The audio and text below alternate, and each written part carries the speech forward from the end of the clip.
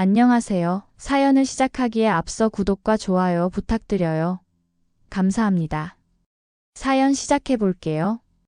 결혼 5년 차, 남편과 저는 둘 다 평범한 회사원이었고, 4살 아들 준우를 키우면서 나름 평범하게 살고 있었어요. 대출로 간신히 장만한 32평 아파트에서 맞벌이를 하면서 빠듯하지만 행복한 일상을 보내고 있었거든요. 그런데 작년부터 남편이 주식에 빠지기 시작했어요. 처음에는 용돈 범위에서 하는 줄 알았죠. 가끔 몇만 원 벌었다거나 잃었다는 말을 하니까 큰 돈은 아니라고 생각했어요. 오히려 취미생활이라고 여기고 격려해주기도 했었거든요. 남편이 회사에서 격리 업무도 함께 하니까 경제에 대한 감각도 있을 거라고 믿었고요. 하지만 몇 달 전부터 이상한 기운이 감돌기 시작했어요. 남편이 밤늦게까지 휴대폰을 들여다보면서 뭔가 계산하는 일이 많아졌고 평소보다 예민해졌어요. 아들이 조금만 떠들어도 짜증을 내고 저한테도 퉁명스럽게 대답하더라고요. 회사 일이 힘든가 보다 했는데 점점 심해지니까 뭔가 이상했어요. 결정적인 건 그 후 아들이 열이 나서 응급실에 갔을 때였어요. 카드를 달라고 했는데 남편 얼굴이 하얘지면서 지금 카드 안 된다고 하더라고요. 당황스러웠지만 일단 제 카드로 처리했어요. 그날 밤 아들이 잠든 후에 남편을 추궁했어요. 그제서야 털어놓더라고요. 주식으로 손실이 났다면서요. 처음에는 자기 돈으로 시작했다가 점점 욕심이 생겨서 대출을 받았고 그것도 모자라서 마이너스 통장까지 만들었다는 거예요. 심지어 사채까지 손을 댔다고 하더라고요. 총 빚이 2억이 넘는다고 했을 때 정말 하늘이 무너지는 기분이었어요. 우리가 매달 갚는 집 대출만으로도 벅찬데 거기에 2억이라니요. 남편은 미안하다면서도 계속 조금만 더 기다려달라고 했어요. 곧 회복할 수 있다면서요. 하지만 그 눈빛에는 아직도 욕심이 남아 있었어요. 그 다음 며칠은 정말 지옥 같았어요. 매일 밤 싸웠거든요. 저는 당장 모든 걸 정리하라고 했고 남편은 시간을 달라고 했어요. 그런데 더 가관인 건 남편이 이런 상황에서도 시어머니 생활비는 보내야 한다고 하는 거였어요. 저희는 결혼한 후부터 시댁에 매달 100만 원씩 보내왔어요. 시아버지가 일찍 돌아가신 후로 시어머니가 혼자 계시거든요. 남편이 외아들이라 당연히 모셔야 한다고 생각했고 저도 효도하는 마음으로 꾸준히 보내왔어요. 비록 빠듯했지만 그래도 저희는 맞벌이니까 어쩔 수 없다고 생각했거든요. 하지만 지금 상황은 달랐어요. 당장 이자만 갚기도 벅찬 상황에서 100만 원은 너무 큰 돈이었어요. 그래서 남편한테 일단 사정을 설명하고 생활비를 줄이자고 했는데 남편은 절대 안 된다고 하더라고요. 어머니가 그걸 이해하실 분이 아니라면서요. 결국 제가 직접 시어머니께 전화를 드렸어요. 죄송하다면서 저희 상황이 어려워서 생활비를 당분간 못 보내드릴 것 같다고 말씀드렸거든요. 그런데 시어머니 반응이 정말 충격적이었어요. 갑자기 목소리가 높아지시면서 지금 무슨 소리냐고 하시더라고요. 남편이 투자하다가 손실이 좀 커서 그렇다고 설명해도 들으려고 하지 않으셨어요. 그러면서 거지적선하냐면서 당장 100만 원 보내라고 하시는 거예요. 전화를 끊고 나서 손이 떨렸어요. 물론 갑자기 생활비를 못 보낸다고 하니까 당황스러우셨을 거예요. 하지만 막말하면서 막무가내로 맡겨둔 것처럼 말하시는데 정말 충격적이었어요. 그날 밤 남편이 돌아왔을 때 시어머니한테서 전화가 갔나 봐요. 들어오자마자 저한테 화를 내더라고요. 왜 어머니한테 그런 식으로 말했냐면서요. 저는 사실대로 말했다고 했는데 남편은 어머니가 상처받으셨다고 하더라고요. 자기 어머니는 이해해달라고 하면서 정작 아내인 저한테는 이해는커녕 화를 내고 있었어요. 그 다음 날부터 시어머니의 공격이 시작됐어요. 하루에 몇 번씩 전화를 걸어서 생활비를 보내라고 하시더라고요. 남편은 계속 시어머니 편을 들었어요. 어머니가 평생 고생하시면서 자기를 키워주셨는데 이제 와서 생활비를 못 보낸다는 게 말이 되냐고 하더라고요. 그래서 제가 저 몰래 2억 빚을 진 게 말이 되냐고 반박했지만 남편은 그건 잘 살아보려고 한 거라고 했어요. 정말 어이가 없었어요. 한순간에 가족을 이 지경으로 만들어 놓고도 여전히 변명만 하고 있었거든요. 그러면서도 주식은 포기하지 않았어요. 매일 아침 장이 열리면 휴대폰을 들여다보고 회사에서도 몰래 거래하고 밤늦게까지 차트를 보면서 내일은 오를 거라고 혼잣말을 하곤 했어요. 완전히 중독된 상태였죠. 그 사이 빚은 더 불어났어요. 이자만 갚기도 벅찬 상황에서 계속 손실이 나니까 결국 이자도 밀리기 시작했거든요. 사채업자들한테서 전화가 오기 시작했어요. 처음에는 정중하게 언제 갚을 거냐고 물어보더니 점점 협박조로 바뀌었어요. 그런데도 남편은 시어머니 생활비만큼은 절대 포기할 수 없다고 했어요. 심지어 저 몰래 현금 서비스를 받아서 100만 원을 보내더라고요. 그 카드값도 결국 제가 갚아야 하는 거였는데 말이에요. 마지막 기회를 한 번 더 주고 싶었어요. 아들을 친정에 맡기고 남편과 둘이 앉아서 진지하게 이야기해보자고 했어요. 마지막으로 한 번만 더 말해볼 테니까 지금 당장 주식을 정리하고 시어머니께 사정을 설명해서 당분간 생활비를 줄여달라고 하자고 했어요. 그리고 우리 둘이 힘을 합쳐서 빚을 갚아나가자고 했죠.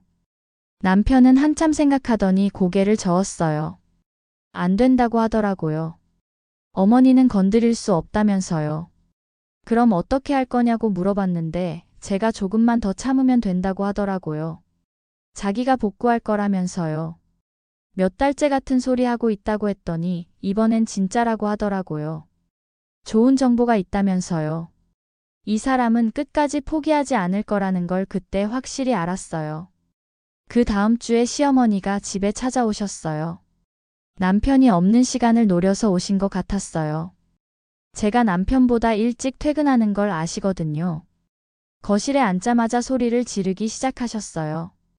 집 밖에 모르는 년이라고 하시면서 시어머니를 굶어 죽이려고 작정했냐고 하시더라고요. 저희 사정을 아시잖냐고 했더니 사정이 뭔 사정이냐면서 아들이 잘 살아보려고 하다 어쩌다 한번 실수한 거지. 그걸 꼬투리 잡아서 시어머니 굶겨 죽이려고 하냐면서 화를 내셨어요. 그래도 전 다시 한번 꾹 참고 가족이니까 함께 어려움을 극복해야 하는 거 아니냐고 했더니 네가 말하는 가족에 자기는 포함이 되어 있긴 한 거냐며 결국 자기를 버리는 거 아니냐고 하시더라고요. 버리는 게 아니라 잠시 어려우니까 그렇다고 했는데 잠시가 언제까지냐면서 자기 죽을 때까지 기다릴 거냐고 하시더라고요. 시어머니의 말이 점점 심해졌어요. 저를 이기적이라고 하시고 남편을 홀렸다고 하시고 심지어 저 때문에 아들이 망했다고까지 하시더라고요. 너무 심하신 거 아니냐고 했더니 심한 게 아니라면서 너 같은 년이 우리 집에 들어와서 가정을 파탄냈다고 하시더라고요. 자기 아들은 효자 중에 효자인데 너 만나서 이렇게 된 거라면서요. 정말 황당했어요. 남편이 도박으로 2억 빚을 져놓고는 그게 다 제 탓이라는 거예요. 그리고 그런 상황에서도 시어머니 생활비를 보내는 게 당연하다고 하시고요. 그날 시어머니가 가신 후 남편이 돌아왔을 때 저는 결심했어요. 이혼하자고 했어요. 갑자기 왜 그러냐고 하길래 갑자기가 아니라고 했어요. 오늘 어머니가 오셨다고 하니까 남편 얼굴이 굳어지더라고요. 어머니가 뭐라고 하셨냐고 물어보길래 저한테 지 밖에 모르는 년이라고 하셨다고 했어요. 그리고 제가 이 가정을 파탄냈다고 하셨다고 했죠. 남편은 어머니가 화가 나셔서 그런 거라고 변명했어요. 솔직히 말해보라고 했어요. 저와 아들, 그리고 어머니 중에서 누가 더 중요한지 말이에요. 남편은 대답하지 못했어요. 아니, 대답할 수 없었겠죠. 어떤 대답을 해도 거짓말이 될 테니까요. 그 침묵이 답이었어요. 다음 날 바로 변호사 사무실에 갔어요. 이혼 절차와 재산 분할, 양육권에 대해 상담받았어요. 다행히 집은 제 명의로 되어 있었고 남편의 빚은 개인 명의였기 때문에 저한테 직접적인 영향은 없다고 했어요. 일주일 후 남편 앞에 이혼 협의서를 내밀었어요. 이게 뭐냐고 물어보길래 이혼 협의서라고 했어요. 서명하라고 했죠. 진짜 이혼할 거냐고 하길래 그렇다고 했어요. 더 이상 같이 살 수 없다고 했거든요. 아들은 어떻게 할 거냐고 물어보길래 제가 키울 거라고 했어요. 남편은 빚이나 갚으라고 했죠. 그럼 자기는 어디서 사냐고 하길래 어머니 집에 가서 살라고 했어요. 그렇게 소중한 어머니 아니냐면서 그랬거든요. 남편은 며칠 더 설득해 보려고 했지만 소용없었어요. 이미 제 마음은 굳어진 상태였거든요. 이혼 과정에서 가장 힘들었던 건 주변 사람들의 시선이었어요. 특히 시댁 친척들이 저를 악마로 만들더라고요. 남편이 어려울 때 떠나는 못된 여자, 시어머니를 버리는 효심 없는 며느리, 그런 식으로 소문이 났어요. 하지만 저는 흔들리지 않았어요. 제가 왜 이런 선택을 해야 했는지 누구보다 잘 알고 있었거든요. 이혼이 성사된 건 2달 후였어요. 결국 남편은 빈손으로 집을 나갔어요. 물론 본인이 진 빚은 고스란히 가져가야 했죠. 집은 사실 거의 대출금이었고 그나마 현금 들어간 것도 친정에서 해준 거였거든요. 그 후로 1년이 지났어요. 지금 저는 아들과 둘이 살고 있어요. 집 대출은 제가 혼자 갚고 있지만 남편 생활비와 시어머니 생활비가 없어지니까 오히려 생활이 나아졌어요. 아들도 엄마와 둘이 사는 게 더 좋다고 해요. 예전에는 아빠가 항상 짜증내고 스트레스 받는 모습만 봤는데 지금은 엄마가 웃는 모습을 더 많이 볼 수 있다고 하더라고요. 남편은 어떻게 지내는지 가끔 소식이 들려와요. 시어머니랑 살면서 아직도 빚을 갚지 못하고 있대요. 한두 푼이 아니니까요. 주식은 그만둔지 모르겠지만 이제는 일용직으로 일해서 번 돈으로 이자만 간신히 갚고 있다고 하더라고요. 시어머니 모시고 살면서요. 솔직히 안타까운 마음도 들어요. 하지만 후회는 하지 않아요. 만약 그때 참고 살았다면 지금쯤 우리 가족 전체가 망했을 거예요. 아들도 아빠의 도박 중독을 보면서 자랐을 테고 저도 시어머니와 남편 사이에서 계속 샌드위치 신세를 면치 못했을 거예요. 가장 중요한 건 아들이에요. 이제 아들은 스트레스 없이 자라고 있어요. 물론 혼자 키우는 게 쉽지는 않지만 그래도 행복해요. 요즘은 새로운 시작을 준비하고 있어요. 회사에서 승진도 했고 아들도 잘 적응하고 있고요. 친정에서는 가끔 재혼 얘기도 나오는데 아직은 아들이랑 둘이 사는 게 좋아요. 그리고 무엇보다 자유로워요. 매달 100만 원씩 보내야 한다는 부담도 없고 시어머니 눈치 볼 일도 없고 남편의 도박 때문에 스트레스 받을 일도 없어요. 생각해보면 그때의 저는 참 순진했어요. 가족이니까 무조건 참고 이해해야 한다고 생각했거든요. 하지만 가족이라고 해서 모든 걸 용서하고 희생해야 하는 건 아니에요. 때로는 단호하게 선을 그어야 할 때도 있다는 걸 배웠어요. 사실 말이 100만 원이지 저희 형편의 무리였거든요. 남편도 마찬가지예요. 아무리 어머니가 소중하다고 해도 가족 전체가 위험에 처한 상황에서는 우선순위를 정확히 해야 하는 거예요. 하지만 그 사람은 끝까지 현실을 받아들이지 못했어요.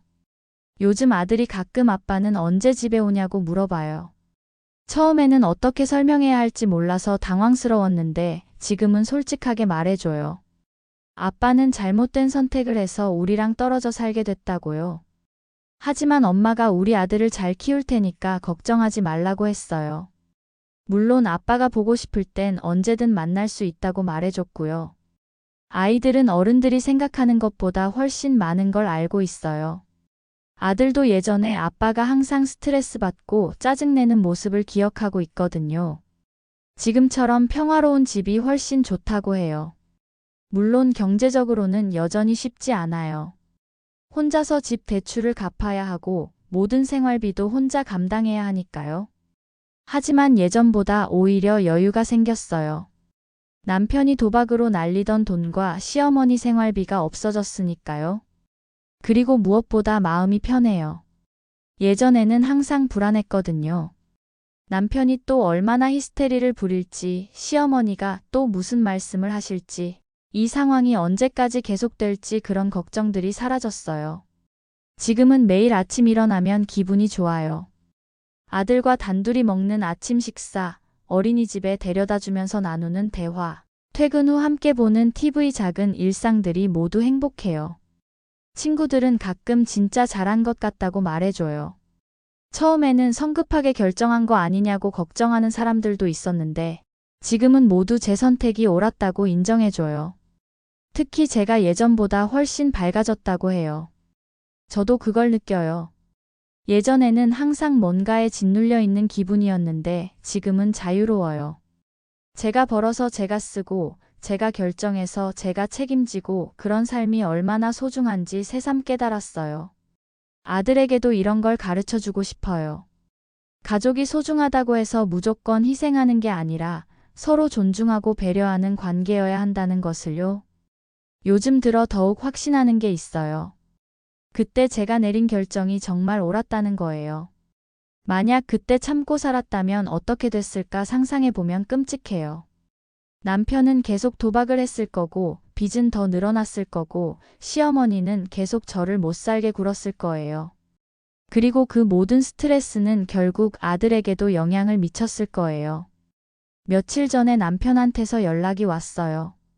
지금이라도 다시 생각해 볼 수 없냐고 하더라고요. 우리 다시 합쳐서 살자면서 자기가 이번엔 정말 잘하겠다고 하더라고요. 빚은 다 갚았냐고 물어봤더니 아직이지만 열심히 갚고 있다고 하더라고요. 도박은 끊었냐고 했더니 당연히 진작 끊었다고 하고요. 시어머니는 어떠냐고 물어봤더니 많이 반성하고 계신다고 하더라고요. 남편의 목소리에는 간절함이 묻어 있었어요. 하지만 저는 마음이 전혀 흔들리지 않았어요.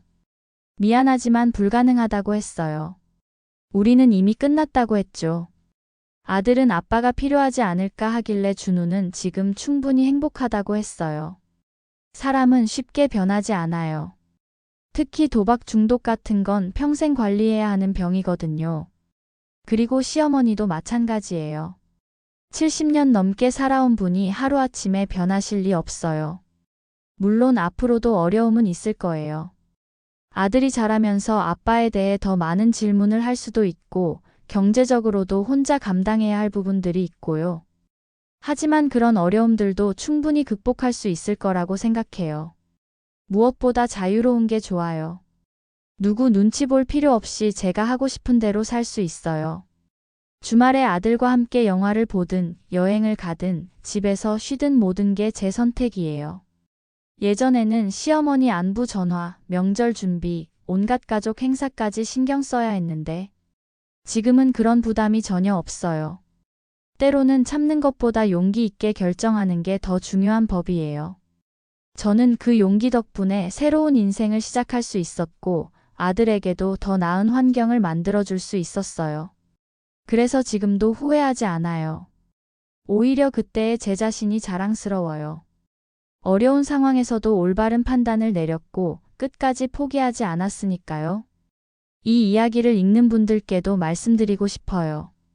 가족이라는 이름으로 희생만 강요받고 계신다면 한 번쯤은 자신의 행복도 생각해 보시기 바래요. 때로는 단호한 결정이 모든 사람에게 더 나은 결과를 가져다 줄 수 있거든요. 저처럼 용기 있는 선택을 하시기 바래요. 그리고 그 선택을 후회하지 마시기 바래요. 우리 모두는 행복할 자격이 있으니까요. 제 긴 이야기를 끝까지 들어주셔서 감사합니다. 구독과 좋아요, 알림 설정까지 잊지 마세요.